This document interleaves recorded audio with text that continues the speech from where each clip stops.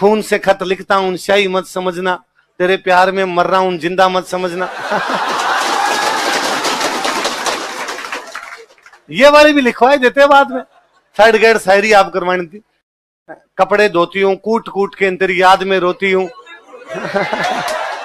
प्रियंका चोपड़ा को देख के, उसके एक एक सीन को देख के लगता है कि अरे पैसों ऐसी होती होगी, वो बोलना चलना। और जिस डायलॉग में बाजीराव को कहती है कि आपने हमसे हमारा गुरूर छीन लिया है, तो उसे वाकई लगता है कि महिला के स्वाभिमान की बात कैसे करती होगी। तो उस मूवी का नाम होना चाहिए काशीबाई, कि प्रियंका चोपड़ा की एक्टिंग है। इन दोनों मोटियार लुगाई ने उसमें जो वाहियात है। रणवीर सिंह अच्छा एक्टर है, पर एक झूठी, एकदम साफ झूठी। गांव के अंदर है ना, गांव में कोई आदमी झूठ बोलता हो, लंबी लंबी फेंकता हो, देता तो बॉलीवुड वाले बॉलीवुड की मूवियों में देता कचरा दिखाते हैं। फिर एक कचरा और बनाई बाजीराव मस्तानी।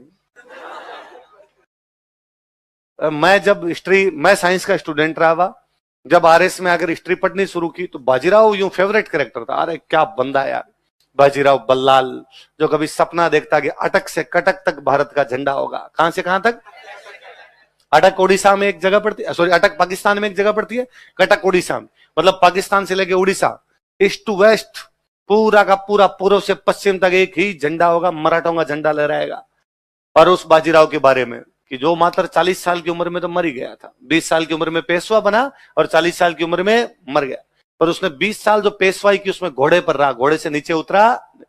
क्या खौफ रहा होगा उस बाजीराव का कि दिल्ली का बादशाह मोहम्मद शाह रंगीला, क्या नाम है दिल्ली का बादशाह, और मोहम्मद शाह रंगीला के एक दिन दरबार में बातें कि यार बाजीराव क्या है, बाजीराव कौन है, बाजीराव से आजकल इतना कैसे चर्चा सुन रहे हैं।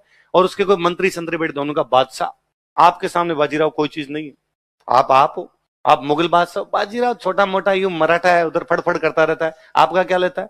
और राजा ने कहा सही बात, सेनापति ने कहा सर हम तो आपके सेनापति, आज्ञा दो, उस बाजीराव को कभी भी मार सकते हैं।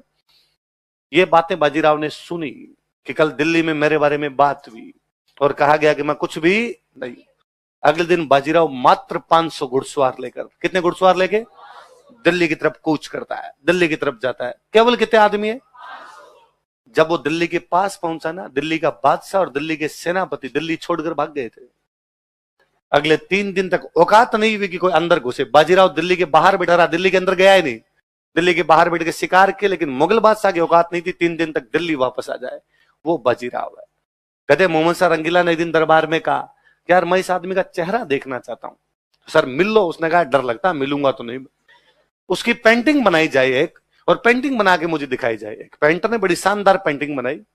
पेंटिंग में सीन है, बैकग्राउंड दिखाया हुआ है, सूर्य भगवान ढल रहे हैं, पीछे घायल घायल घायल लोग पड़े हैं। यूं लगता है जैसे सूर्य जब अस्त हुआ तो युद्ध समाप्त हो गया। भाई शाम को सूर्य अस्त होता तो युद्ध क्या कर देते, बंद, और युद्ध में बहुत सारे लोग क्या हुए, घायल। ये सीन है। मेन फिगर जो दिखा, ये बैकग्राउंड है, मेन फिगर में बाजीराव एक घोड़े पर चढ़ के जा रहा है। ऐसा लगता है बाजीराव ने युद्ध में भाग लिया, युद्ध समाप्त हो गया शाम के समय, घायलों को उठाया जा रहा है, बाजीराव युद्ध छोड़ के जा रहा है। पूरे दिन जब युद्ध के अंदर रहा तो युद्ध में थक गया वो बहुत ज्यादा, इसलिए यूं निढाल, एक तो आदमी यूं बैठा रहता है, वो यूं बैठा है घोड़े के ऊपर, और घोड़े की जो लगाम होती है, रस्सी होती है, घोड़े की रस्सी उसने अपने दोनों पैरों के बीच में दबा रखी है कि अब उसमें अब जान नहीं बची, पूरे दिन लड़ा है, तो आराम से घोड़े पर यूं जा रहा है। और जब वो जा रहा है तब उसे याद आया अरे खाना तो आज दिन में खाया नहीं, युद्ध के मैदान में खाना कहां पे, वहां पे। तो उसके जेब में कुछ गेहूं के दाने हैं, तो उसने एक हाथ में अपने गेहूं के दाने ले रखे, दूसरे हाथ से मसल रहा है उनको कि भाई गेहूं खा के थोड़ा बहुत टाइम कर लूंगा। पेंटर ये बताना चाहता है कि बाजीराव को खाना खाने का भी अवसर नहीं था, उसके खाना खाने की भी दिमाग में आती नहीं थी, उसके दिमाग में केवल युद्ध युद्ध और युद्ध चला करते थे। वो 20 साल तक बिना खाने पीने की परवाह की अपने घोड़े पर बैठा रहा, उसने खाना भी कहां खा लिया था, अपने घोड़े पर। ऐसी पेंटिंग बना के मोहम्मद शाह रंगीला के सामने रखी गई। मोहम्मद शाह रंगीला ने पेंटिंग देखेगा, साइड में लो मुझे डर लगता है। उसकी पेंटिंग से दिल्ली का मुगल बादशाह डरता था। उस बापड़े बाजीराव को मूवी में क्या दिखाया है, नचाया उसको, है ना, और यूं घूम रहा है काशी भाई काशी भाई। अरे यार काशीबाई पेशवन थी, पेशवा की पत्नी थी, थोड़ा बहुत तो यार ढंग से नाम लेते हुए दिखाते, थोड़ा बहुत तो सही दिखाते। और इतने फर्जी फर्जी डायलॉग। वो हैदराबाद के निजाम को गिरफ्तार करता है, हैदराबाद के राजा को बोला करते निजाम, क्या बोलते, और हैदराबाद का निजाम उसको संधि के लिए बुलाता है। एक सीन है इसमें देखना, हैदराबाद का निजाम बैठा है, दोनों साइड में शेर बांध रखे हैं उसने, और नीचे बाजीराव सामने आगे बैठा है, और निजाम कहता है कि बाजीराव तुम गिरफ्तार हो अब। और बाजीराव गदा, निजाम ध्यान दो, तुम्हारे आसपास में जितने लोग खड़े हैं सारे मेरे हैं, गिरफ्तार तुम हो, गिरफ्तार मैं नहीं हूं। फिर हैदराबाद का निजाम संधि करता है तो दोनों बातचीत करते हैं। इतने वाहियात डायलॉग है कि बाजीराव वहां बैठ के कहता है, राजाओं में एक ही राजा, उसे कहते हैं निजाम, फलों में एक फल, उसे कहते हैं आम। मतलब दो राजा आपस में बात करते हैं, जैसे बात करते हैं, फलों में फल आम होता है, राजाओं में राजा निजाम होता है। यदि दो राजा ऐसे बात करते हैं, फिर तो भाई साहब वो शायरियां भी बुलवाई दो, शीशी भरी गुलाब की पत्थर से तोड़ दूं, तेरे खत का जवाब नहीं आया तो खाना पीना, खून से खत लिखता हूं शाही मत समझना, तेरे प्यार में मर रहा हूं जिंदा मत समझना। ये वाली भी लिखवाई देते बाद में, थर्ड ग्रेड शायरी आप करवानी थी। कपड़े धोती हूं कूट कूट के तेरी याद में रोती हूं।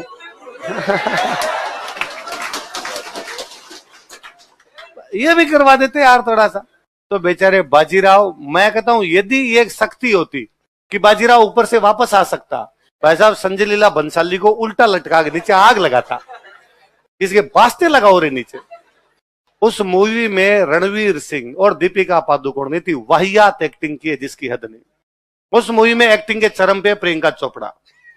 बाजीराव मस्तानी को देखा जाना चाहिए। प्रियंका चोपड़ा को देख, उसके एक एक सीन को देख के लगता है कि अरे पैसों ऐसी होती होगी, वो बोलना चलना। और जिस डायलॉग में बाजीराव को कहती है कि आपने हमसे हमारा गुरूर छीन लिया है, तो उसे वाकई लगता है कि महिला के स्वाभिमान की बात कैसे करती होगी। तो उस मूवी का नाम होना चाहिए काशी बाई, कि प्रियंका चोपड़ा की एक्टिंग है। इन दोनों मोटियार लुगाई ने उसमें जो वाहियात है।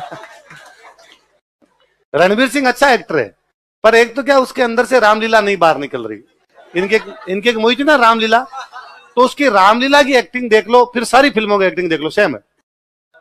वरना उसकी अच्छी अच्छी मूवी देखनी हो, उसकी एक बहुत अच्छी में लुटेरा, सोनाक्षी सिन्हा की, और उसकी एक मूवी है लुटेरा, उसमें उसकी बहुत अच्छी एक्टिंग है ना। ये बीच में एक कौन सी मूवी आई थी, दिल धड़कने दो या दिले मुश्किल, दोनों में से किस में था वो, एक मूवी में किसी में था, है ना। उसमें एक रणबीर सिंह, एक रणबीर कपूर की, मैं बोल रहा हूं कौन सी किसकी है, पर उन दोनों में किसी में उसकी अच्छी एक्टिंग थी।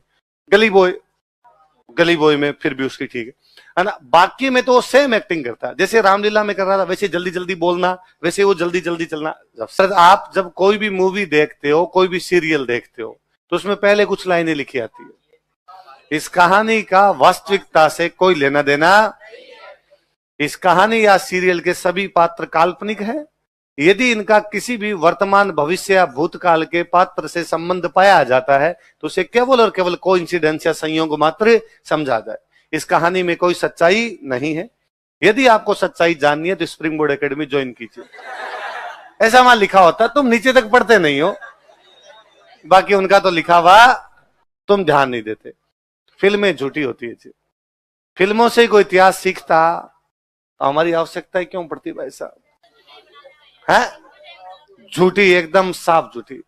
गांव के अंदर है ना, गांव में कोई आदमी झूठ बोलता हो, लंबी लंबी फेंकता हो, तो गांव वाले कहते हैं आ फिल्म है, क्या कहते हैं उसको, तो वैसा फिल्में झूठी होती है। फिल्मों में एक ही मारता है, स्कॉर्पियो उड़ जाती है। फिर भी मैं कहूंगा पिक्चर्स देखनी चाहिए। इमेजिनेशन तो आदमी इमेजिन क्या क्या कर सकता है ये तो पता चलता है। हाँ है नहीं, अकबर नाम का आदमी है, बीरबल नाम का आदमी है? तेनालीराम तो वो साउथ इंडिया में था, कृष्णदेवराय का। नहीं, बीरबल था, बीरबल कश्मीर में लड़ता हुआ मारा गया है, उसकी तो हिस्टोरिकल एविडेंस अपने पास में। कबीलाइयों के खिलाफ कश्मीर में लड़ता हुआ मारा गया था, है ना। है वो जोधा है ना, ये है ना।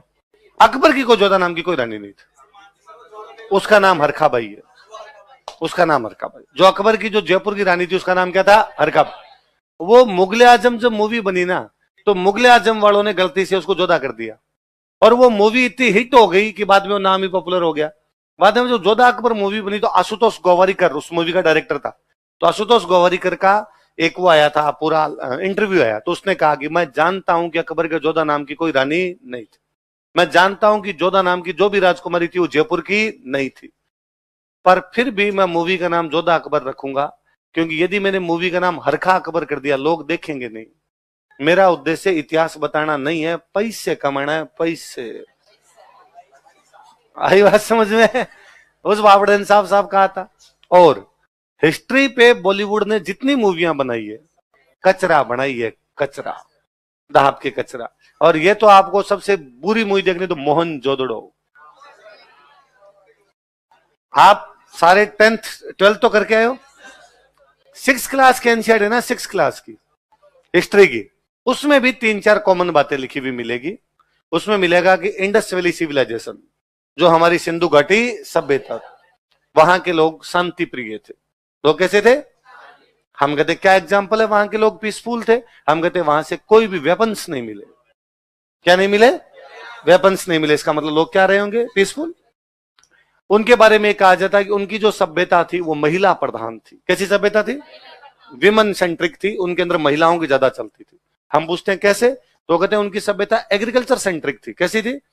2 प्रकार की सभ्यताएं मिली है, या तो पशुपालन या एग्रीकल्चर, या तो एनिमल हस्बेंड्री या खेती।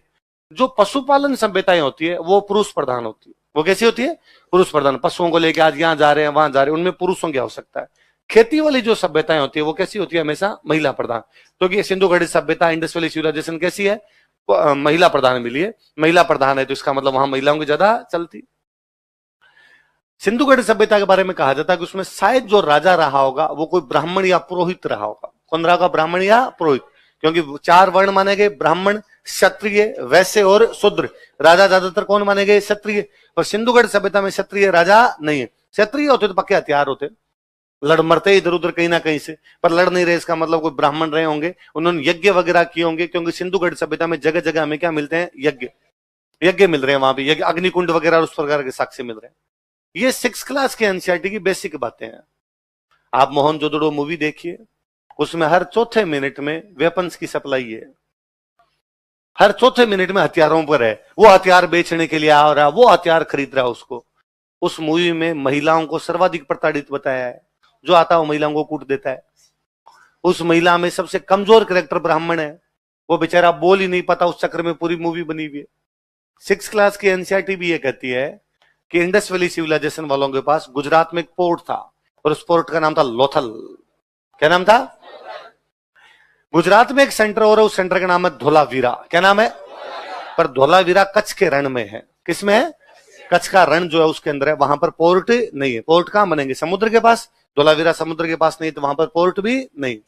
उसके बावजूद उस मूवी में एक डायलॉग है, एक बंदा ईरान से हथियार बेचने के लिए आया। कहां से हथियार बेचने के लिए आया? वो मोहनजोदड़ो के राजा कहता है, राजा हमारा हिसाब कर दो, मेरे जहाज धोलावीरा में खड़े खड़े इंतजार कर रहे हैं। बिना समुद्र के जहाज कैसे खड़े हुए? कच्छ के रण में जहाज कैसे उतार दिए भाई साहब उसने? लगा यार, थोड़ा बहुत तो कम से कम दिमाग लगाता। किसी 6th क्लास के बच्चे से पूछ लेता, वो तेरे को 3-4 फैक्ट ढंग के बता देता। तो बॉलीवुड वाले बॉलीवुड की मूवियों में इतना कचरा दिखाते हैं। श्रीनगर कहां पड़ता है? याद रखना है, कहां पड़ता है, वरना मोदी जी की तरह कर जाओगे। मोदी जी कर गए भाई साहब। कांग्रेस के राष्ट्रीय अध्यक्ष कौन है? मल्लिकार्जुन खड़गे। कौन है? चुनाव का प्रचार चल रहा था, खड़गे जी राजस्थान आए हुए थे। खड़गे जी राजस्थान में आगे का कि बीजेपी वाले करते रहते 317 हटा दी, धारा 317 हटा दी। भाई रे कश्मीर में हटाई है, कश्मीर में धारा हटाई, राजस्थान में क्या प्रचार कर रहे हो? कश्मीर में धारा हटने के राजस्थान में क्या फर्क पड़ेगा? फालतू कश्मीर की बातें राजस्थान वालों को आगे बताते। 317 हटा दी, कश्मीर में हटाई है, राजस्थान का इस पे कोई फर्क पड़ेगा? कश्मीर अलग, राजस्थान अलग। 3-4 दिन बाद मोदी जी की रैली, बाड़मेर के अंदर मोदी जी की रैली। और मोदी जी को भगवान जाने किसने भाषण लिख के दिया। और मोदी जी ने कहा, भाइयों और बहनों, अभी कांग्रेस कह रही है कि कश्मीर का राजस्थान का कोई लेना देना, और भाइयों और बहनों आप तो जानते हो, आपके ही बाड़मेर के रामदेव जी का जन्म जम्मू कश्मीर में हुआ था।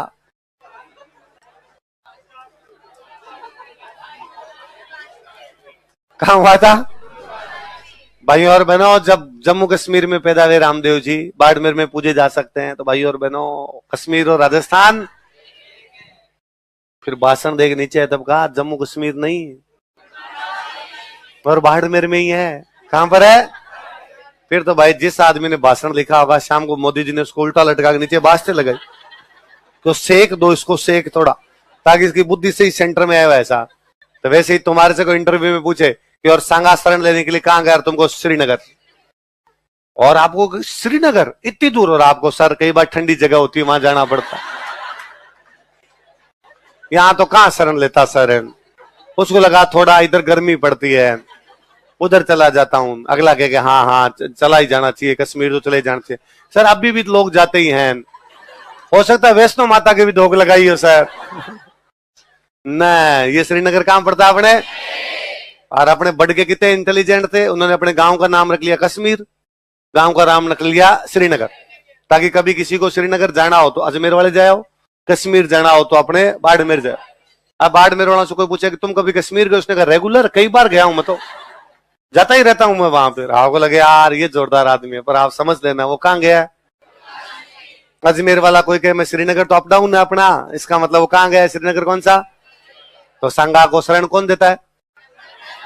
सांगा वहां पे बैठा हुआ है।